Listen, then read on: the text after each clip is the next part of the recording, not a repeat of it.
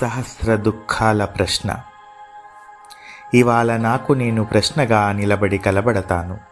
వలయాలు వలయాలుగా చుట్టబడ్డ సంఘర్షణల్ని దాటుకొని ఓ తెల్ల కాగితానికి వాక్యంలా వేలాడుతాను. ఎన్నెన్నో అసంఘటిత మానవ హృదయాలని నా మస్తిష్క వల్కలంపై తరచూ మోస్తూ ఉంటాను కదా. ఈటెల్లాంటి మాటలు కొన్ని గుండెల్లో గుచ్చుకుంటాయి. అప్పుడు అద్దంలాంటి హృదయాల్లో నా ముఖాన్ని నేను చూసుకుని భయకంపితుడనవుతాను.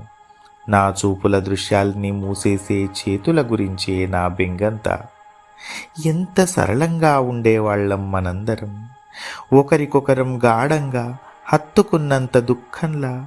ఇప్పుడు చెప్పు, నన్ను నేను ప్రశ్నించుకోవడం ఎంత అవసరం?